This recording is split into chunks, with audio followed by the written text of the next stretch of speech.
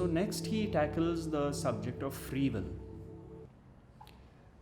Free will in theory and in practice. So first he will go into free will in practice.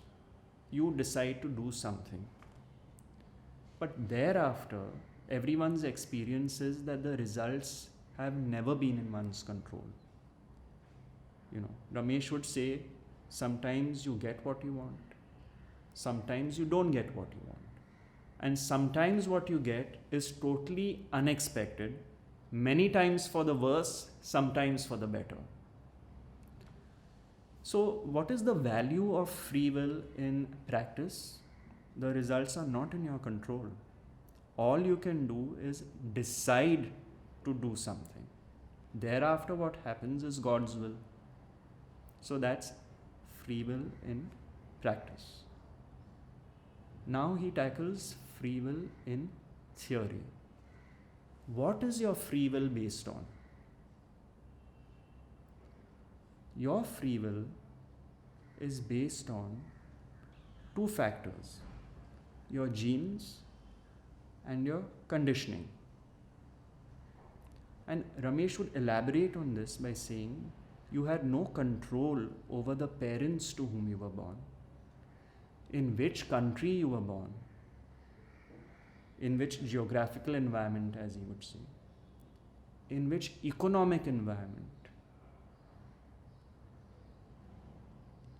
in which environment you receive your conditioning from day one. What your parents tell you, what is right, what is wrong, what you learn in school, that is what he refers to as conditioning. A bombardment of conditioning from day one. This is good, that is bad. You must do this, you must not do bad. So your genes and your conditioning are the basis on which you take a decision.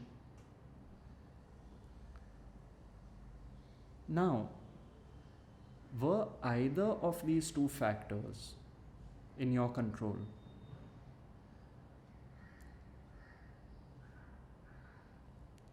They were not. You had no control over your genes and your conditioning, which shaped you. So, your free will is based on factors not in your control. So, is it truly your free will?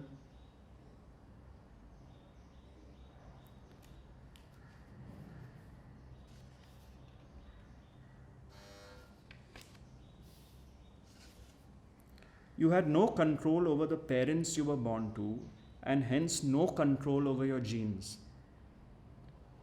You had no control over the geographical environment you were born in, and no control over the social environment in which you received your conditioning from day one. So your free will is based on two factors, your genes and your conditioning, over neither of which you had any control. Therefore, is it truly your free will? So who made your genes and conditioning? You didn't. Who did? God. The source, consciousness. Right? Who made your genes and your conditioning? God did. So whatever you think is your will is actually whose will? God's will. And what is the basis of God's will? Now, Ramesh would always say, who wants to know? Sometimes he would give the example of, can a painting know why the painter painted it? What is the basis of God's will? Something so vast which covers the entire manifestation for all time cannot be comprehended by the puny human intellect. He would go on to the same thing, who wants to know the basis of God's will? A mere three-dimensional object. A painting can never know why its painter painted it.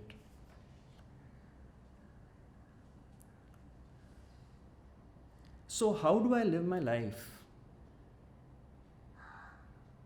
Knowing that in practice my free will is worthless in the sense the outcome of my action is not in my control.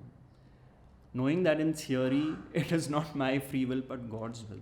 How do I live my life? A very practical question which comes up. And the answer is astonishingly simple. You live your life as if you have free will. Because free will is the mechanism of daily living. You have to take decisions. That is our experience in daily living. So you take the decisions as if you have free will. So the operation stays the same. How you were yesterday and how you are today with the teaching, there's no difference in that, because that is the way manifestation functions on decisions. This has to be done, that has to be done. You act as if you have free will, but know deep down that it is God's will in operation.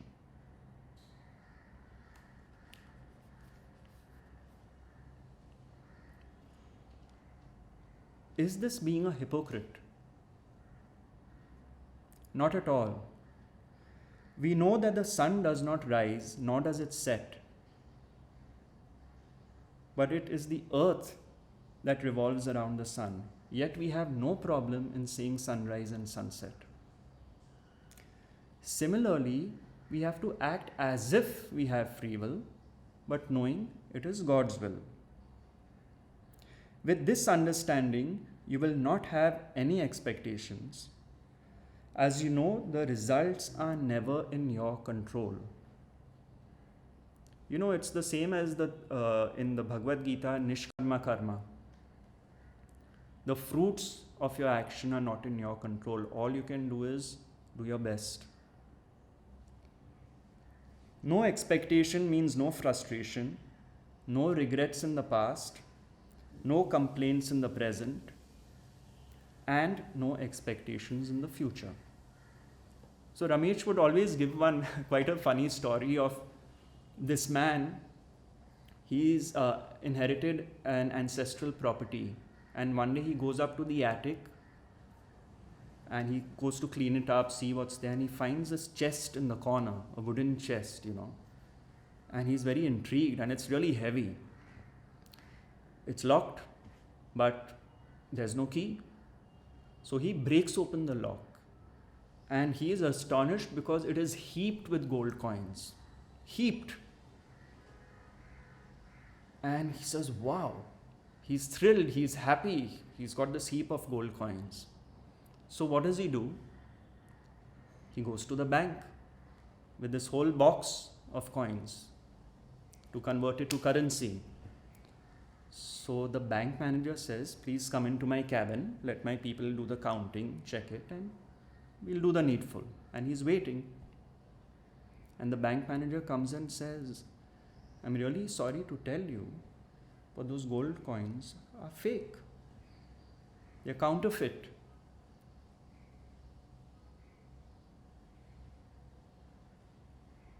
Did he have gold coins? He did. He did. What was their value? Worthless. Counterfeit. Do you have free will? You do. What is its value? It's worthless. It doesn't mean you don't have it. So I know some people seekers would say, oh, Ramesh says you have no free will. It is very pessimistic teaching and all that. But please, just look deep within and see what is trying to be expressed here. That it is the mechanism of daily living, but the value of it is worthless.